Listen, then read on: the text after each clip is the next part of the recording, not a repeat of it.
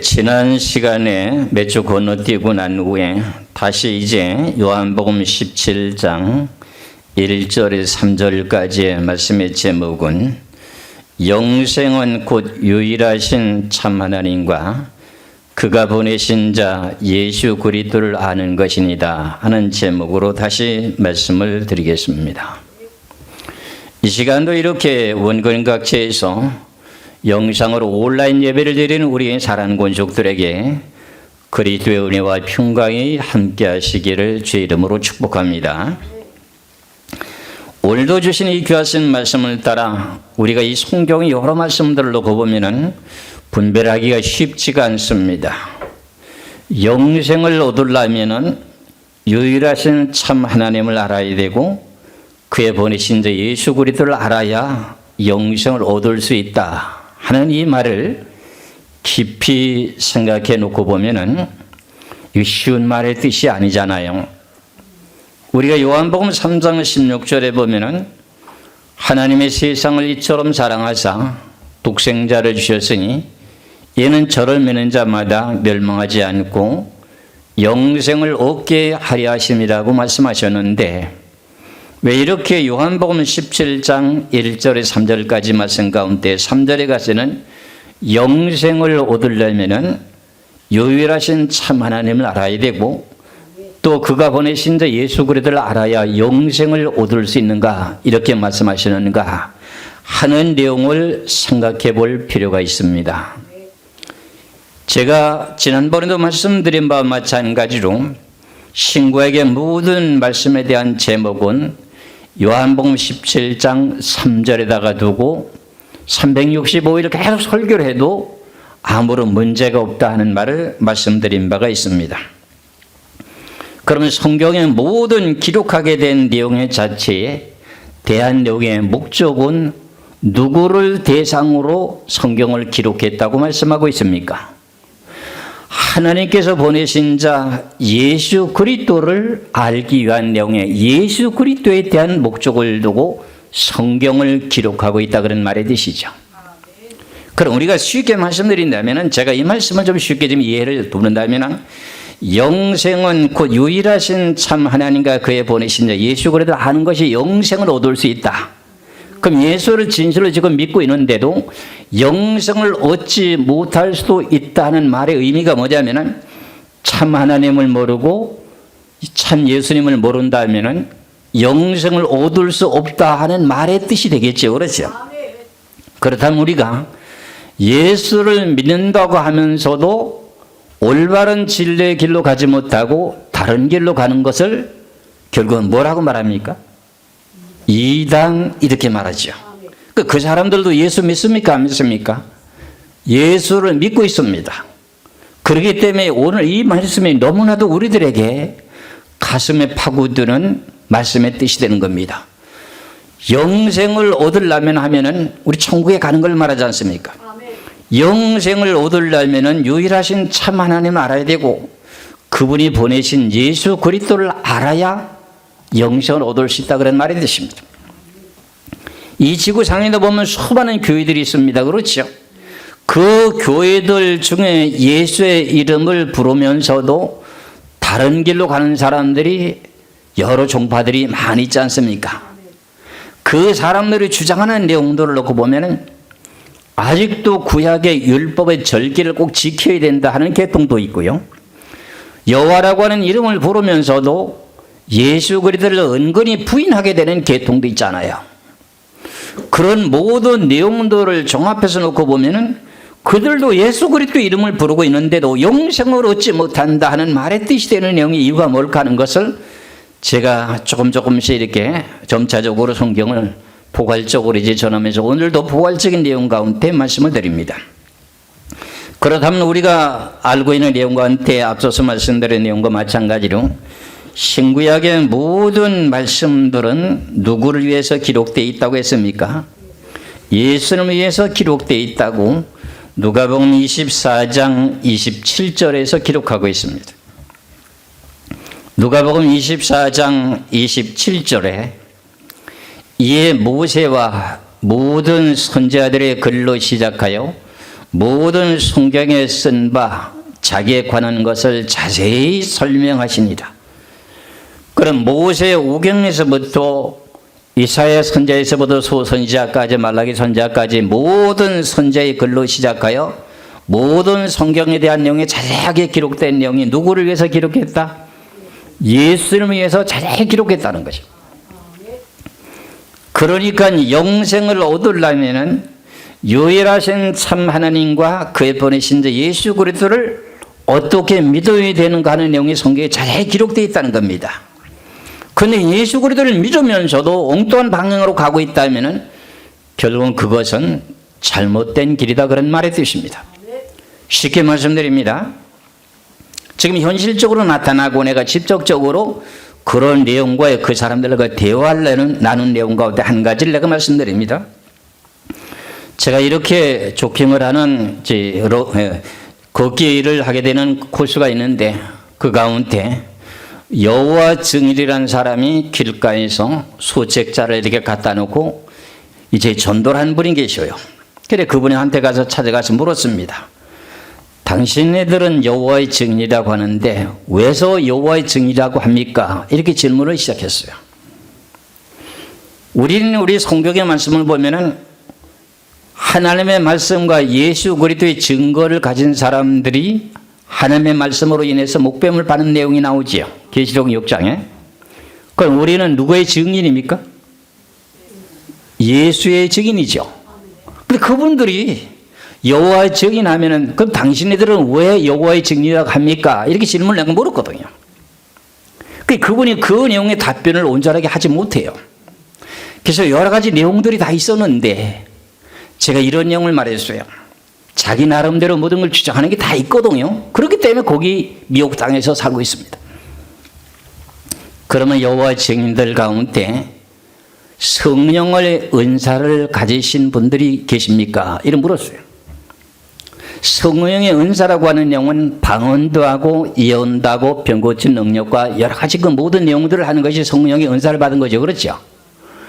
그 내용을 질문했더니 그런 내용을 가진 사람이 없다고 답변해요. 그러면은 제가 이런 말씀 예를 드리는 걸 잘 이해를 하셔야 됩니다. 그분들을 내가 핍박하고 정죄하는 것이 아니라 내가 실질적으로 그렇게 질문했고 그분이 답변하는 내용이 저희들을 여호와의 증인들 가운데는 은사자가 없습니다. 그러면 성령의 은사가 임하게 되는 내용은 누구의 이름으로 임하게 됩니까? 예수 그리스도의 이름으로만이 마가다락방에 성령이 임하게 되고 방언도 하고 방언 통변도 나오고 병 고치는 은사와 귀신 여는 권세와 이 모든 내용들이 나올 거 아닙니까? 그렇죠? 근데 그분들이 말하는 은사가 없대요. 그렇다면 그분들이 예수 그리스도의 증인이 아니라 여호와 증인이라고 했지 않습니까? 그렇다면 오늘 본문이라고 하는 내용 가운데 요한복음 17장 3절에 영생은 유일하신 참 하나님과 그의 보내신 자 예수 그리스도를 아는 것이라고 했으니까 그렇다면 영생이라고 하는 내용 자체가 그 사람들에게 있을까 없을까? 그건 하나님이 하실 일이지만서도 우리가 성경을 알고 봤을 때 제가 알고 있는 내용의 성경의 지식으로 놓고 봤을 때 예수 그리스도를 통하지 않고는 성령을 받을 수가 없기 때문에 그분들이 여호와 증인이라고 하기 때문에 당신이 예수를 믿는지 안 믿는지를 예수의 이름을 인정하더라고요. 인정을 하길래 그건 전도하는 목적으로 하는 것인지 본인들이 진심으로 예수 그리스도를 믿는다고 하는 것인지를 확답을 받기 위해서 내가 질문을 뭐라고 했느냐? 당신네들 신앙인들 가운데 여호와의 전 세계 여호와의 증인들 가운데 성령 받은 사람이 있느냐? 은사 받은 사람이 있느냐? 그랬어요. 그게 없다는 겁니다. 그분들은 사실상 오늘 본문이라고 하는 내용 말씀 가운데 영생은 유일하신 참 하나님과 그의 보내신 예수 그리스도를 아는 것이라고 하는데 거기에서 잘못된 길로 가는 내용의 뜻이 되는 거죠. 그렇죠? 그와 같은 내용이라는 거요. 제가 이런 내용을 지금 조목조목 말씀을 드리게 될 텐데 여러분들이 여기 와서 함께 신앙생활 하면서 내가 진실로 하나님이 참된 영생계로 가고 있는 거 없는가? 이거를 여러분들이 분별하도록 하기 위해서 내가 이 말씀을 드린다고 하는 것을 잘 깨달으시기 바랍니다. 내가 누구를 판단하고 정죄하는 것이 아니라 성경이 이렇고 이렇다 그런 말을 제가 말씀드리는 거예요. 그럼 성경의 모든 말씀은 누구를 위해서 기록되어 있다? 누가복음 24장 27절을 다시 보면은 이 모세와 모든 선지자의 글로 시작하여 모든 성경에 쓴 바 자기에 관한 것을 자세히 설명하시니라. 그럼 모세 오경에서부터 모든 내용의 성경이 예수 그리스도에 대한 내용으로 제목을 걸어놓고 성경이 기록되어 있다, 그런 내용의 뜻입니다. 그렇죠? 그래서 여러분들이 잘 알고 있는 요한복음 5장을 보시겠습니다. 요한복음 5장 39절의 말씀을 보시면 요한복음 5장 39절의 말씀을 보겠습니다. 너희가 성경에서 영생을 얻는 줄 생각하고 성경을 연구하거니와 이 성경이 곧 내게 대하여 증언하는 것이니라. 너희들이 영생을 얻기 위해서 성경을 연구한다는 겁니다. 많은 신학자들과 목사님들, 여러 많은 관심 있는 사람들이 영생을 얻기 위해서 뭘 한다는 거죠? 성경을 연구하거니와 이 성경이 곧 내게 대하여 증언하는 것이다. 그럼 모든 목적에 대한 내용은 누구에 대한 내용을 기록한 걸 찾아내야 되는 거죠? 예수 그리스도를 통해야만이 천국을 갈 수 있고 영생을 얻을 수 있다는 내용을 발견해야 된다 하는 내용의 말씀의 뜻입니다.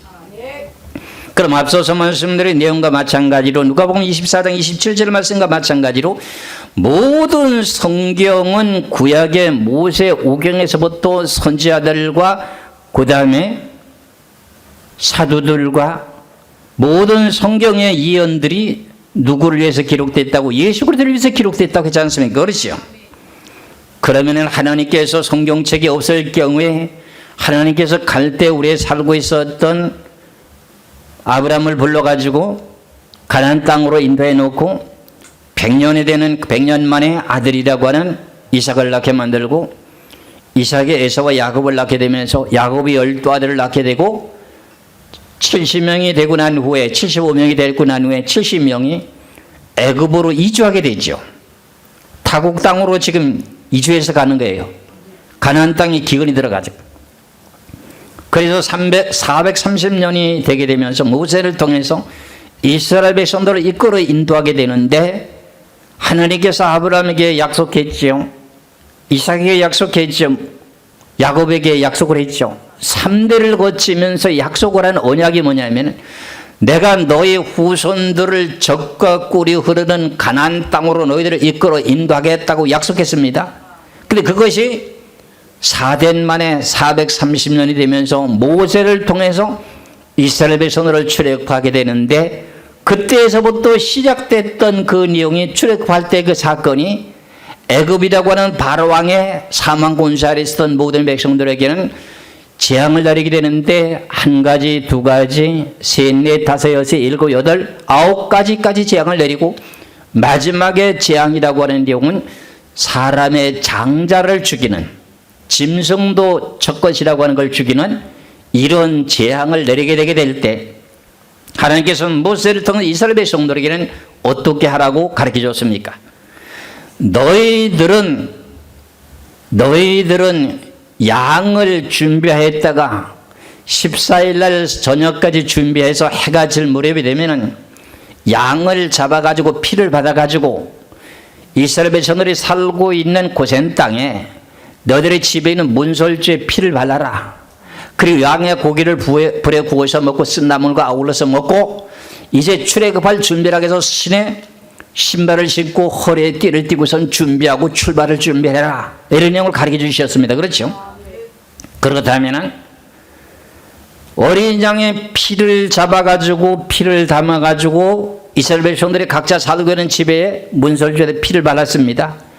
그렇게 되게 될 때 애굽이라고 하는 모든 땅의 백성들에게는 장자들이 다 죽고 통곡하는 일이 벌어지는데 고센 땅에 살고 있는 이스라엘 백성들에게는 양의 피를 바른 그 집에 있는 그 재앙이 넘어가 버렸습니다. 그 내용의 결과가 결국은 어린 양을 잡아서 바쳤던 그 어린 양은 누구였습니까? 예수님이라고 하는 내용의 뜻입니다. 이렇게 성경의 모든 내용이 누구를 위해서 기록되어 있다? 모세와 선지자들과 이 모든 선지자들이 기록한 모든 내용들이 예수 그리스도를 위해서 기록되어 있다는 내용의 뜻입니다. 그럼 여기서부터 출발이 됩니다. 그렇죠? 그래서 문설주에다가 피를 바르게 됨으로 말미암아서 재앙이 넘어가고 그 사람들이 출애굽하게 되면서 그들이 죄와 사망의 법에서 구원받아가고 홍해바다를 걸리면서 광야길을 나서면서 신앙생활을 하게 되는 여정이 40년 동안 이루어지죠. 그렇죠? 그러면서 40년이 차면서 순종하는 백성들은 가나안 땅에 들어갔지만 불순종했던 백성들은 광야에서 다 죽게 되는 사건이 벌어지게 되는 걸 여러분 잘 알고 계시죠? 그렇죠? 그 어린 양을 잡아서 문설주에 피를 발랐던 그 피가 누구의 피냐 그런 말의 뜻이죠. 이것이 결국은 어린 양이라고 하는 예수님이라는 겁니다. 이것이 우리가 잘 알고 있는 출애굽기 12장 1절 11절의 기록이 잘 기록되어 있는데 그 내용보다도 신약에 와서 그 내용을 기록한 내용을 잘 찾아보면 요한복음 1장을 보시기 바랍니다. 요한복음 1장 29절에 보면은 요한복음 1장 29절에 보면 세리 요한이 예수님을 소개합니다. 예수님을 소개하는데 어떻게 소개하느냐? 그 내용이 출애굽기에서 말씀하신 내용과 똑같습니다. 요한복음 1장 29절에 이튿날 요한이 예수께서 자기에게 나오심을 보고 이르되 보라 세상 죄를 지고 가는 하나님의 어린 양이다 그랬어. 세상 죄를 지고 가는 하나님의 무슨 양이다? 어린 양이다. 예수님이 누구라는 거죠? 어린 양이라는 거예요.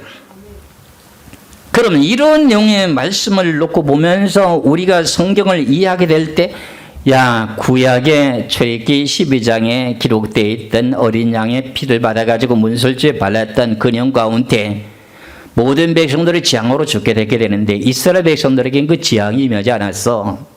그 어린 양이 누군가 했더니 요한복음 1장 29절에서 세리 요한이 소개하는데 그게 하나님 아들 예수래. 그럼 이 예수를 믿게 되는 그 내용 자체가 출애굽할 때 그 내용의 사건이 무슨 절기입니까? 유월절의 절기지. 유월절. 재앙이 넘어갔다고 하는 내용의 의미 속에서 말하는 내용이 유월절이라고 하죠. 그렇죠? 그럼 지금 똑같은 예수 그리스도를 믿는다고 하면서 유월절의 절기를 주장하고 절기를 특별하게 잘 지키는 계통이 지금 어느 계통이 있습니까? 유일하게 절기를 하나도 빠뜨리지 않고 지금 그대로 지키고 있는 교회가 있지 않습니까?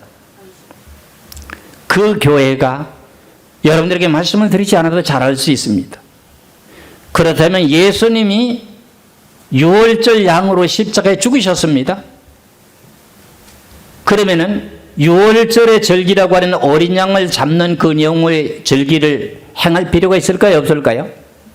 그분들이 지금 어린 양을 잡지는 않겠지요. 그렇죠? 그러면 어린 양이라고 하는 분이 그림자라고 하는 용의 출애굽기에서 12장에서 문설주에 피를 발랐던 그 어린 양의 그 피가 누구의 피라는 거였습니까? 예수님의 피지 않습니까? 그럼 예수님이 십자가에서 못 박혀 죽으셨습니다. 그렇죠? 그러면은 다시 유월절에 대한 내용의 행사를 절기를 꼭 지킬 필요가 있습니까? 예수님이 유월절의 양으로 이미 십자가에 죽으셨는데 유월절을 꼭 지켜야 된다고 하면 그게 됩니까? 안 되지요. 그럼 결과적으로 이렇게 예수 그리스도를 믿는다 할지라도 영생을 얻을 수 있는 길이라고 하는 것은 예수 그리스도를 참되게 바르게 알아야 영생을 얻을 수 있다 그런 말입니다. 우리 한국교회도 이 계통의 교인들의 숫자가 상당한 숫자입니다. 많습니다. 이런 것을 보면서 오늘 본문의 말씀의 제목을 잘 이해하셔야 됩니다. 또 한 가지 계통이 또 뭐가 있냐면 안식일 교회. 지금 하나님 교회라고 하는 교회는 지금 금요일을 해지는 시각에서부터 토요일을 해지는 시각까지 대한 내용의 안식일을 지키죠. 하나님 교회도. 그 계통에서 제가 절기를 지키는 내용을 잠깐 예를 들었습니다. 그 다음에 두 번째 안식일 교회는 어떤 것이냐? 거기도 아직도 온전하게 구약의 율법에서 벗어나지 못했고 그분들이 주장하는 내용 가운데 뭐가 있느냐 하면은 그분들도 예수 그리스도를 믿고 있습니다. 근데 예수 그리스도를 믿고 세상에 살다가 죽게 되게 되면은 우린 영이 천국을 갑니까? 못 갑니까? 우리의 영이 천국을 가게 되어 있습니다. 근데 근데 그 계통도 안식일 교회는 예수 그리스도를 믿다가 죽게 되게 되면은 그 영혼이 천국을 아직 가지 못하고 이 세상 영계에서 잠들어 잔다고 되어 있습니다. 제가 이렇게 말하는 내용은 그분들이 쓴 책에 대한 내용을 내가 갖고 있기 때문에 그렇습니다. 그러면 결국은 그 사람들은, 그 신앙인들은 결과적으로 뭐냐, 예수 그리스도를 진실하게 믿다가 죽게 되게 되면은 이 영계에서 열적에 들어가 자니라 하는 구약시대 때 말과 같이 그렇게 주장하고 있어요. 그러면은 오늘 본문의 제목과 마찬가지로 요한복음 17장 3절의 말씀과 마찬가지로 뭐예요? 영생은 유일하신 참 하나님과 그의 보내신 예수 그리스도를 바르게 알고 있느냐 모르겠네 하는 내용은 하나님이지 아실 겁니다. 그렇죠? 그렇다고 보면은 우리가 성경을 놓고 찾아놓고 볼 것 같으면은 예수 그리스도를 믿고 죽은 영혼들은 하늘나라 영이 가 있습니까? 안 가 있습니까? 가 있거든요. 그럼 이런 영의 차이가 틀리다는 겁니다. 우리가 잘 알고 있는 히브리서 12장을 보시겠습니다. 히브리서 12장의 말씀을 보시면은 히브리서 12장 22절에서 23절의 말씀을 보겠습니다.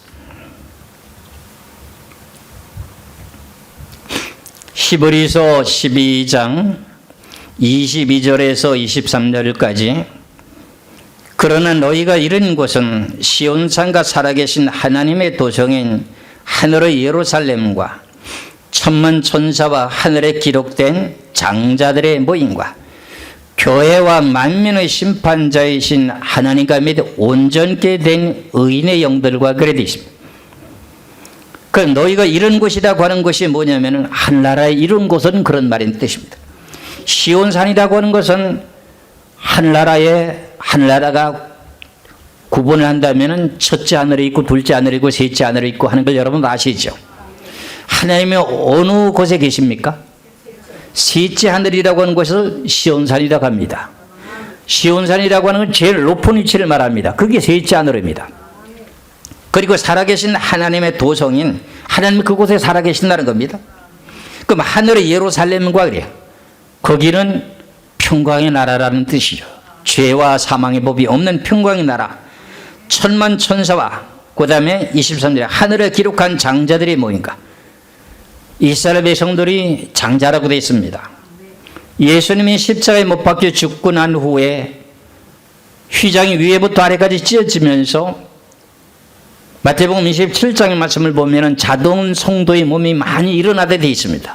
자던 성도의 몸이 많이 일어나는 것은 유대 백성들이라고 하는 이스라엘 백성들, 전 세계 모든 백성들 가운데 먼저 택한 장자들의 계통들이 부활돼서 하늘나라로 올라갔습니다. 그 사람들을 보고 말하기를 하늘에 기록한 장자들이 뭐, 하늘에 기록했다고 하는 것은 유대 백성 하나님의 장자의 백성이라고 하더라도 생명책에 이름이 기록된 자들이라면 거기 갔다 그런 말의 뜻입니다. 그 다음에 교회와 그럽니다. 교회는 신약입니까? 구약입니까? 신약이지, 그렇지요. 그리고 만민의 심판자이신 하나님과 및 온전케 된 의인의 영들을 가리세요. 온전케 된 의인의 영들이 뭡니까? 예수 믿다가 죽게 되면서 죄를 다 용서받고 영이 온전하게 깨끗한 영들이 가 있는 곳이 셋째 하늘 맞지 않습니까? 그럼 여기 성경으로는 모든 영을 밝혀놓고 보면 지금 예수 그리스도를 믿다가 죽으면 그 영이 천국 가 있습니까? 안 가 있습니까? 천국 가 있죠. 그런데도 아직도 예수 그리스도를 믿다가 죽으면 천국에 가 있지 못하고 영계 열쪽에 돌아가 잔다고 하는 것은, 잔다고 하면은 오늘 본문의 말씀과 마찬가지로 영생은 유일하신 참 하나님과 그의 보내신 자 예수 그리스도를 아는 것이라고 하는 용의 말씀의 뜻에서 빗나갔지요. 그 여러분들이 참 이것을 명심해야 됩니다. 우리 신앙인들이 이거 철저하게 알아야 될 내용 중에 하나입니다. 이렇게 우리가 신앙생활 하는 가운데 제가 앞서서도 말씀드린 내용에 여호와 증인이라고 하는 증인들은 하나님을 증거하는 증인을 보고 여호와의 증인이라고 합니다. 그래서 그들이 모임을 갖고 있는 회관이 있는데 그 회관을 보고 뭐라고 그러냐면은 왕국회관이라 그럽니다. 왕국회관. 그러면서 앞서서 말씀드린 내용과 마찬가지로 그들이 예수 그리스도를 안 믿으면은 결과적으로 그들이 천국 갈 수 있나요? 없지요. 그 내용을 성경에서 기록. 저는 성경에 대한 모든 내용을 뒷받침해서 말씀드립니다. 요한일서 2장을 보시겠습니다. 요한일서 2장 22절에서 23절의 두 절의 말씀을 보시면 여러분들 아주 정신 차리고 이거 성경 보셔야 됩니다. 내가 지금 어느 교회에 가서 어떻게 신앙생활에 천국 갈 수 있다 없다는 내용을 분별하고 가서 자리에 앉아 있어야 되지. 아무데고 그냥 교회가 크고 성도가 많으면 그 자리에 가면 천국 안 줄라. 그건 천만의 말씀입니다. 그렇지가 않습니다. 요한일서 2장 22절에서 23절입니다. 거짓말하는 자가 누구냐? 예수께서 그리스도이심을 부인하는 자가 아니냐? 아버지와 아들을 부인한 자가 적그리스도니 그럼 아들을 부인하는 자에게는 또한 아버지가 없으되 아들을 시인하는 자에게는 아버지도 있느니라. 그럼 아들을 부인하는 자에게는 누구도 없대요. 아버지도 없다는 거 아닙니까? 여호와 증인이라고 하면서 예수를 부인하면은 여호와 증인이란 그분도 어떻게 해요? 아버지가 없다는 거예요. 하나님 아버지가 없다는 거예요. 그럼 예수를 시인하는 자에게는요, 아들을 시인하는 자에게는 아버지도 있다는 거 아닙니까? 왜 그럴까요? 예수님께서 유대 땅에 오셔서 복음을 전하실 때 빌립이 말하기를 예수님 하나님을 좀 우리에게 보여주옵소서 이렇게 말씀하셨죠. 그렇죠? 그랬더니 예수님께서 하실 말씀이 무슨 말씀이었습니까? 나를 보았으면 하나님을 보았거늘 어찌하여 하나님을 보이라고 하느냐 이렇게 말하지 않습니까? 그러면 예수님이 누구라는 거죠? 육체의 몸을 입고 오신 하나님이라는 거야. 근데 그 예수님을 부인하면 누구를 부인한다는 거지요? 하나님을 부인한다는 거예요. 그러니까 이런 내용을 내가 쉽게 말씀을 드리는 거죠. 영생은 유일하신 참 하나님과 그의 보내신 자 예수 그리스도 아는 것이 영생이라고 하는 말이 무슨 말인지 좀 뜻이 이해갑니까? 네. 이 내용과 마찬가지로 제가 이래서 성경의 말씀을 연구하는 내용 가운데 어떻게 하면 천국을 갈 수 있을까 하는 내용들을 내가 이렇게 속속들이 성경을 찾아보고 연구하고 깨달아서 이 귀하신 말씀을 전하는 겁니다. 만일에 목사가 열심히 당신은 아주 충성하고 헌신하면서 먹을 것 안 먹고 진짜 누구보다도 모범이 될 만하고 저분처럼 예수 믿으면 누가 천국을 못 가겠는가 할 정도로 진실한 그 목사님이라고 한다 하더라도 성도들을 갖다가 잘못되게 가리키고 잘못되게 인도하면은 성도들이 지옥 간다면은 그 담임 목사는 어떻게 될까요?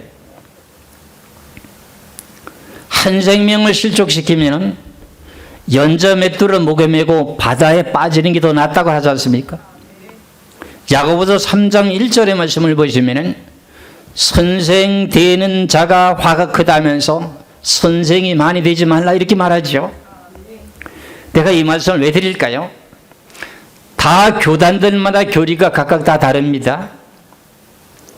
장로교의 교리와 감리교의 교리와 선결교의 교리와 침례교의 교리와 그 다음에 선봉교의 교리와 그 외에도 다른 교단들이 많이 있습니다. 교리들이 왜 각각 다를까요? 성경을 보는 각도가 다 다르기 때문에. 예를 들자면 예수 그리스도를 믿고 거듭 태어났습니다. 그러면 이름이 하늘나라에 기록되어 있습니다. 그렇다면 그 이름이 기록된 그 이름이 신앙생활을 온전하게 하지 못하는데도 결과적으로 이름이 그대로 하늘나라에 기록이 되어 있을까요? 성경에서는 그렇지 않습니다. 그런데 잘못 알고 있는 신앙인들이 많은 것 중에 하나가 이겁니다.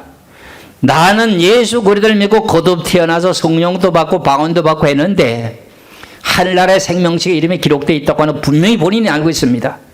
그런데 세월이 5년, 10년, 15년, 20년, 30년 흐르는 동안에 그러면 세상 사람들과 같이 돼버렸습니다. 그러면 그 이름이 생명책에 아직도 기록이 되어 있을까요? 아닙니다. 생명책에 이름이 기록되어 있는 것이 지워졌습니다. 그런데 생명책에 이름이 기록되어 있는 것이 지워질 수 없다 하고 주장하는 계통이 있습니다. 그렇다면 우리가 우리 한국교회만 하더라도 정통교회라고 하는 교단들이 그런 내용의 교리를 가지고 외치고 증거하는 데 가서 거기에서 많은 신앙인들이 신앙생활을 하게 되게 됩니다. 그런데 자기 자신들의 생명체 이름이 지워진지도 모르고 신앙생활을 하고 있다가 천국 갈 줄 알고 죽었는데 천국까지 못했습니다. 그럼 그 책임은 누구에게 있다고요? 여기 서 있는 담임 목사에게 있다 그런 말입니다. 그렇기 때문에 저는 이거를 알고 있기 때문에 여러분들은 이렇게 하면 천국 가고 이렇게 하면 천국 못 갑니다 하는 말은 나는 그렇게 할 수밖에 없어요. 그래야만이 내가 살아요. 그리고 여러분들도 그래야 천국 갈 수가 있어요. 그래서 여러분들 사람이 많고 적고를 가리면 안 됩니다. 여러분들 분명히 깨달아야 됩니다.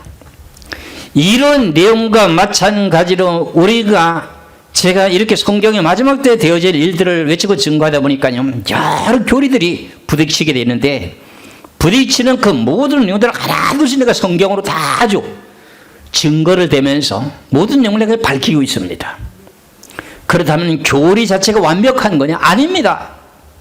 마틴 루터가 종교 개혁할 때 성경으로 돌아가자 했던 내용이 500주년이 지금 넘었습니다. 그래서 우리들도 우리 개신교회도 다시금 성경으로 돌아가자 운동을 하고 있었습니다. 그런데도 아직도 성경을 밝혀내면은 우리 교단의 교리는 그거가 상반되기 때문에 안 됩니다 하는 내용이 현실입니다.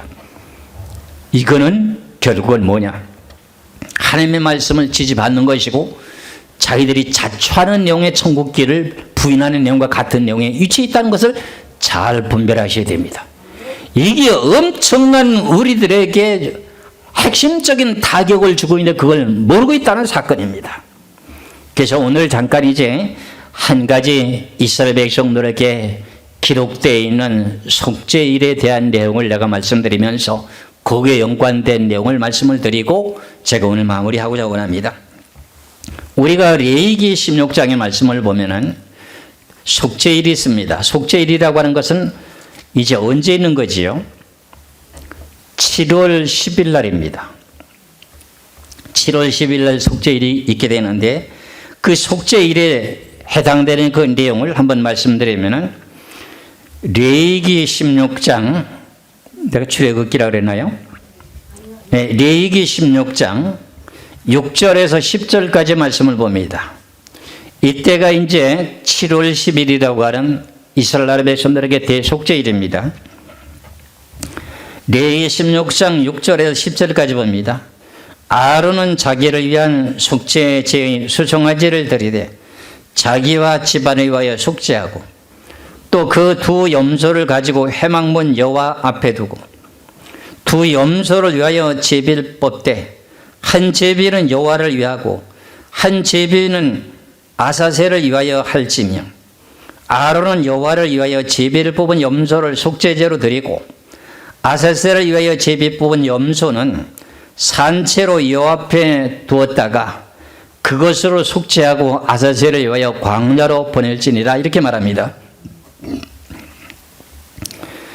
지금 이스라엘 백성들은 구약시대 때 모세오경에 기록된 내용의 말씀으로 놓고 보면은 이스라엘 백성들이 하나님을 섬기는 방법이 성소와 지성소가 있죠. 그렇죠.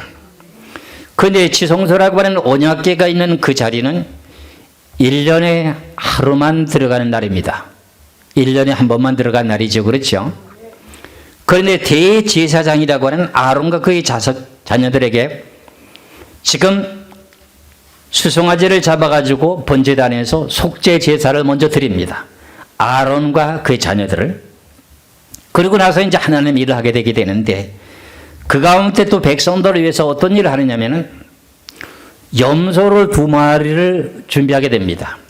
염소 2마리를 준비하게 되는데 한 마리는 여호와께 드려지는 제물이 되고 여호와 앞에 제물로 바쳐지는 거예요. 속죄 제물로 바쳐지는 겁니다. 그 한 마리는 어떻게 돼요? 광야로 보내게 되는 아사셀의 염소가 한 마리가 있습니다. 그럼 염소 2마리 중에 제비를 뽑아가지고 한 마리는 여호와께 드리는 속죄 제물을 드리고 한 마리는 어떻게 한다고요? 아사셀이라고 하는 그 염소 한 마리는 광야로 보내가지고 그냥 보내고 마는 겁니다. 그럼 이 내용의 말씀에 무슨 의미인가?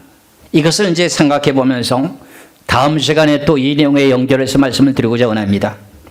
그럼 이스라엘 백성들은 절기가 유월절의 절기, 초실절의 절기, 오순절의 절기, 그 다음에 속죄일, 그 다음에 속죄절기라고 하는 이 지금 대속죄일이 있고, 그 다음에 나팔절이 있고, 그 다음에 무슨 절기가 있어요? 장막절 있죠. 장막절.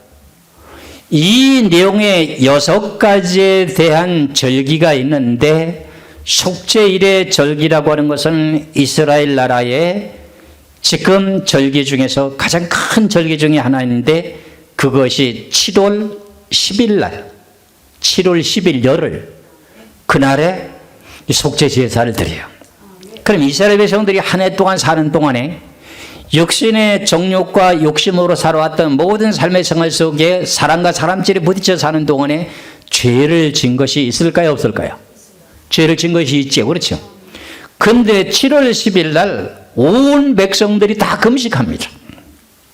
온 이스라엘 백성들이 금식하면서 속죄 제물을 드리게 되게 되는데 한 마리 염소는 하나님께 속죄 제물을 드리고 한 마리 양은 아사셀로 선택이 돼가지고 광야로 보내버립니다. 이게 무슨 말이냐? 이 내용의 말씀은 다른 뜻이 아니라 속죄 제물을 드리게 되게 되면 1년 동안 살아왔던 모든 삶 속에 지었던 모든 죄가 7월 10일 날 속죄 제사를 드리게 되므로 1년 동안 지었던 모든 죄가 다 용서받습니까? 안 받습니까? 다 받습니다. 깨끗하게 받습니다. 그러면 저도 이 내용을 우리 한국교회도 좀 접목을 했으면 좋겠다. 1년에 한 번씩이라도 우리 기독교가 하루 금식을 선포하고 1년에 한 번씩 죄를 다 깨끗하게 청산하고 다시 시작하고 해서는 참 좋겠다. 그런 내용을 늘 주장하는 사람 중에 하나입니다. 이것 때문에. 근데 이걸 안 하고 있거든요. 왜? 한 번 구원이면 영원한 구원이기 때문에, 한 번 구원이면 영원한 구원이라고 하는 내용 때문에 죄를 회개하는 내용을 중하게 여기지 않고 있는 내용 중에 하나입니다. 그럼 이제 속죄 제사를 드리기 위해서 염소를 2마리를 선택하는데 한 마리는 하나님께 제물로 바치기 위한 한 마리가 됐고 한 마리는 어떻게 돼요? 아사셀이라고 하는 광야로 보내게 되는 염소가 한 마리가 있습니다. 그럼 한 마리 염소는 여호와께 번제물로 드려져 가지고 그 피를 받아 가지고 어떻게 돼요? 지성소에 들어가서 속죄소에 피를 7번 뿌리고 동쪽을 향해서 휘장에다 7번 또 피를 뿌리죠. 그렇죠? 그렇게 되면서 나오게 되면서 이스라엘 온 백성들이 죄를 용서받았다고 하는 증거를 나타내고 있습니다. 그래서 온 백성들이 그걸 보면서 환호하면서 우리들의 죄가 1년 동안 지었던 모든 죄가 다 넘어갔다는 겁니다. 그런데 가장 중요한 내용이 뭐냐면 아사셀의 염소 한 마리를 왜 광야로 보내게 되느냐 하는 그 내용의 의미가 뭐냐면은 이게 우리 지금 신학에 와서도 접목이 되고 있는데 신학에도 똑같은 내용이 나오게 되는데 아사셀의 염소를 갖다가 어떻게 돼요? 이제 그 레위기 16장 9절에서도 10절에 2절을 봅니다. 아니 8절부터 다시 봅니다. 레위기 16장 8절부터 두 염소를 위하여 제비를 뽑되 한 제비는 여호와를 위하여 한 제비는 아사셀을 위하여 할지며 그래서 두 염소를 가지고 제비를 뽑아가지고 한 마리는 여호와께 제물로 바치기 위해서 한 마리 선택됐고 또 한 마리는 뭘로 선택됐어요? 아사셀을 위하여 선택이 됐습니다. 그런데 9절입니다. 아론은 여호와를 위하여 제비를 뽑은 염소를 속죄제로 드리고 아론이라고 한 사람은 대제사장 아닙니까? 속죄제사를 드리게 되는데 그 피를 받아가지고 어떻게 돼요? 지성소에 들어가가지고 속죄소에다가 7번을 뿌립니다. 속죄소라고 하는 거 아시죠? 천사가 있는데 그 속죄소 있지 않습니까? 거기다 7번 뿌리고 동쪽을 향해 보면 이렇게 흰 뭡니까? 휘장이 쳐져 있습니다. 휘장. 여러분들이 안고 있는 그 보좌 색깔 같은 그런 색깔의 휘장이 있습니다. 거기다 7번을 뿌려요. 그러고 나서 이제 나오게 되게 되면 이스라엘 모든 백성들이 죄를 다 용서받았다는 겁니다. 그런데 아사셀로 보내게 된 그 염소의 의미가 뭐냐면은 이스라엘 백성들이 한 해 동안 지었던 모든 죄가 다 떠나갔다고 하는 내용이 뜻입니다.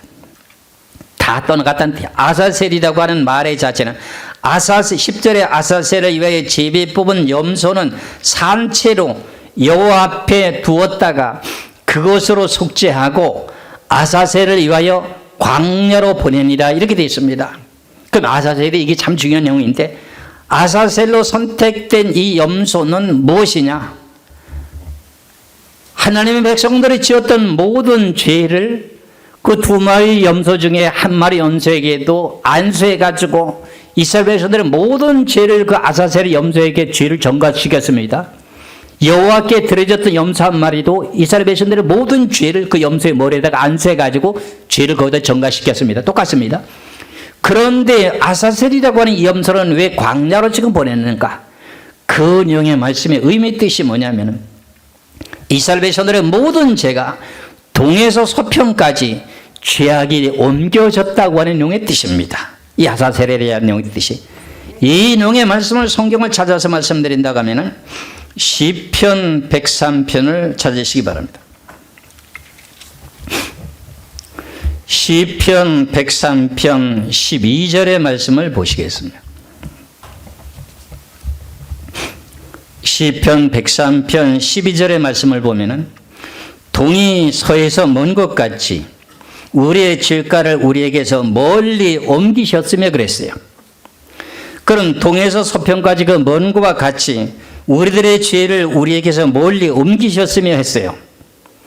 그러면 7월 10일 날 대속죄일 날 아사셀이라고 하는 염소에게 모든 백성들의 죄를 그 염소에다가 안수해가지고 죄를 짊어지고 나서 광야로 보내가지고 사람이 없는 인적이 없는 그런 가운데 멀리 광야로 갔다가 어떤 벼랑 끝을 만나게 되면 거기서 아사셀의 염소로 택한 그 염소를 갖다가 어떻게 해요?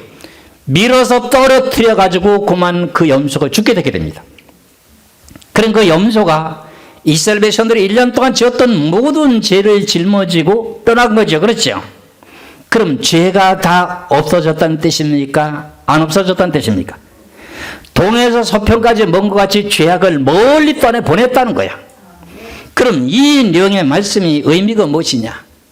우리가 예수 그리스도를 믿고 회개가 이루어지게 되면서 거듭 태어나게 되고 생명책의 이름이 기록되어 있습니다.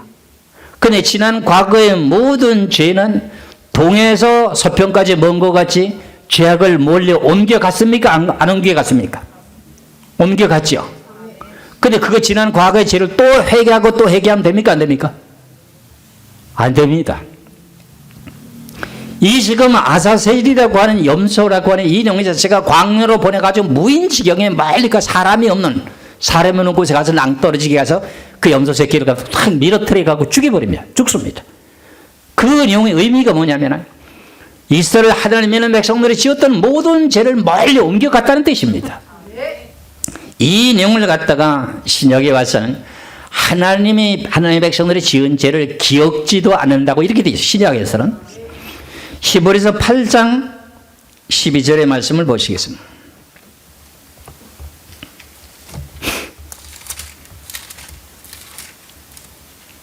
히브리서 8장 12절의 말씀을 보겠습니다. 히브리서 8장 12절입니다. 내가 그들의 불의를 긍휼히 여기고, 이게 이제 하나님의 백성들을 말합니다. 그들의 죄를 다시 기억하지 아니하리라 하셨느니라. 여러분들이 지난 과거에 예수를 모르고 살아왔을 때 지었던 모든 죄를 예수 그리스도를 믿는 믿음으로 모든 죄를 다 용서받고 눈물과 콧물이 나면서 내가 거듭 태어나서 한날의 생명책에 이름이 기록되어 있으면 그 전에 지었던 모든 죄는 하나님이 기억하신다, 기억하지 않는다? 기억하지 않는다.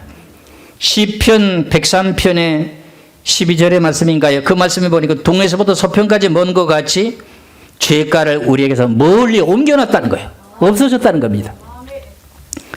그러면 이런 내용의 뜻을 늘 1년마다 향하게 되는 이스라엘 백성들과 같이 우리들도 이런 내용의 규례를 따라서 우리도 예수 그리스도를 믿게 됨으로 말미암아서 죄를 지은 모든 죄가 다 용서받았으면 그것을 반복되게 또 회개하면 됩니까? 안 됩니까? 할 필요 없다 그런 말이에요. 이해 가시죠? 그래서 우리가 성경을 아는 것이 뭡니까? 영성이라는 말을 그렇게 하는 겁니다. 이사야 38장 18절의 말씀도 한번 보시겠습니다. 이사야 38장 17절의 말씀을 봅니다. 이사야 38장 17절에 부옵소서 내게 큰 고통을 더하시는 것은 내게 평안을 주려 하십니다. 주께서 내 영혼을 사랑하사 멸망의 구렁텅이에서 건지셨고 내 모든 죄를 주의 등 뒤에 던지셨나이다. 나의 모든 죄를 주님의 등 뒤로 넘겨놨으니까 죄가 있을까요, 없을까요? 기억될까요, 안 될까요? 없어졌다는 말입니다. 그럼 이런 내용과 마찬가지로 우리가 성경의 모든 기록된 내용의 대속죄일이라고 하는 그 속죄일이 누구에 대한 내용의 그림자였습니까? 예수님이 십자가에서 못 박혀 죽게 되면서 모든 죄를 해결했다고 하는 내용을 가르쳐주고 있는 내용 중에 하나입니다. 그러면 속죄일이 벌어지게 되는 내용 가운데 같이 연결되는 내용이 절기 나팔절기인데, 나팔절기라고 하는 내용 자체에 나팔을 불게 되면 무슨 일이 벌어지냐면 하늘나라에서 예수 그리스도께서 임재하는 사건입니다. 임재하는 사건이라고요.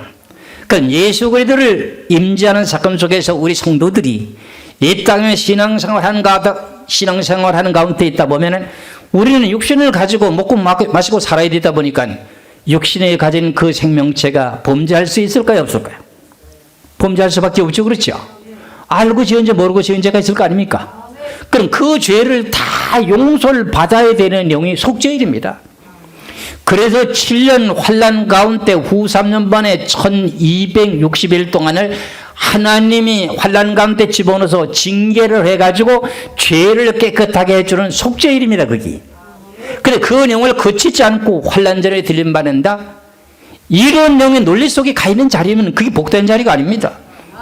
분명히 이걸 깨달아야 됩니다. 제가 이렇게 말씀드리게 되는 이 내용의 동기가, 저는 지금까지 여러분들을 잘 알다시피 창세부터 계시록까지 성경의 모든 전체적인 내용의 윤곽을 쭉 성경을 연결시켜서 지금 이렇게 좀 지나치게 말하는 관통하다시피 해서 여기까지 왔는데, 그러니까 어떤 교단은 무슨 내용을 주장하고 어떤 교단은 무슨 주장하고 이런 내용들을 하나님이 다 알게 만들어 주셔가지고 제가 여러분들을 만나게 된 겁니다. 그래 이 자리에 와서 여러분들이 신앙생활 한다고 하는 내용 자체가 내가 진실로 하나님의 참된 길로 가고 있는가? 예수님께서 요한복음 14장 6절에 말씀하면 예수께서 말씀하니 내가 곧 뭐라 그랬어요? 길이요 그랬어요. 예수님께서 천국에 가는 길을 가르쳐 주는, 예수님을 보고 말하기를 내가 곧 길이다, 천국 가는 길이다, 이렇게 말씀하고 있습니다. 그게 예수 그리스도를 참되게 알아야 그 길을 찾아갈 거 아닙니까? 그럼 우리가 지금 얼마 안 있으면은 구정이라고 하지 않습니까? 하나님이 질투하는 날이 이제 구정이지 않습니까? 아니 구정이야, 명절 아니까 뭡니까? 추석 아닙니까? 그렇죠? 그날이 하나님 질투하는 날입니다. 하나님 제일 싫어하는 날입니다. 그날이. 그날인데 서울에서 부산까지 가려면 자동차를 시동을 걸어갖고 무슨 표시를 해야만이 그 길을 따라갑니까? 자동차에서 길을 가는 길을 찾는 길이 내비게이션이 있을 거 아닙니까? 그 안내자가 지금 안내를 하지 않습니까? 내비게이션이 이제 안내를 하지 않습니까? 내비게이션을 잘못 찍으면, 목표 지점을 잘못 찍으면은 부산에 내가 목표 지점까지 똑바로 갈 수 있어요, 없어요? 못 가죠. 그거와 마찬가지로 우리가 예수 그리스도를 참되게 모르고 엉뚱한 길로 가다가 잘못된 길로 가다 보면 어떻게 돼요? 깨달으면 좋은데 깨달지 못하면 어떻게 돼요? 그 길로 가다 보면 낭떠러지게 떨어지고 만다는 거죠. 참 이런 용의 말씀을 보면서 야 진짜 내가 지금까지 고생하면서 눈물과 콧물을 흘리면서 지금 먹을 거 덜 먹고 입을 거 안 입고 온전히 주님만을 바라보고 지금 이렇게 늘 단상에서 무릎 꿇고 기도하면서 여기까지 왔는데 내가 만약 천국을 못 간다면 어떻게 될까요? 그것처럼 억울한 일이 없습니다. 먹고 마시고 놀다가 그만 죄를 짓다가 천국 못 간다면 당연하게 네가 죄를 졌으니까 못 간다고 하더라도 열심히 신앙생활을 하며 열심히 하나님 뜻대로 살아가고 몸부림치다가 죽게 돼 천국 못 가면 어떡합니까? 그러니까 선생된 자가 화가 크다고 하는 야고보서 3장 1절 말씀처럼 그 자리에 들어가면 안 되지 않습니까? 그래서 내가 여러분들에게는 항상 옳고 그름에 대한 내용을 바르게 분별하게 되는 이유가 여기 있습니다. 이렇게 하면 천국 가고 이렇게 하면 천국 못 갑니다 하는 말을 하는 그렇게 해줄 수밖에 없는 것이 목사입니다. 왜? 그렇게 해야 나는 천국 가거든요. 여러분들 이해하시기를 주의 이름으로 축원합니다. 그래서 오늘 요한복음 17장 3절이라고 하는 인용의 말씀이 쉬운 말씀 아니죠. 그렇죠? 영생은 유일하신 참 하나님을 알아야 되고 그가 보내신 자 예수 그리스도를 바르게 알아야 영생을 얻을 수 있다 이렇게 말씀하고 계시니 이 내용의 말씀을 따라 계속 성경을 풀어가다 보면은 얼마나 하나님께서 우리들에게 천국 가는 길을 인도하고 계시는가 하는 것을 알게 되게 될 때 여러분들이 감사하게 될 것입니다. 이 귀한 길은 복된 길이요 영생 길이요 참된 길이기 때문에 인간은 사람에 대한 눈으로 보게 되는 사람의 숫자와 규모를 보고 있습니다.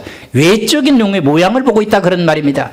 교회가 크고 신앙인들이 많다 보면 여기 진짜겠지 이렇게 말하는 사람들이 많이 있는데 여러분들 성경에 귀하신 내비게이션을 바르게 보고 깨닫고 천국에 가는 길을 바르게 선택해서 가시기를 주의 이름으로 축원합니다.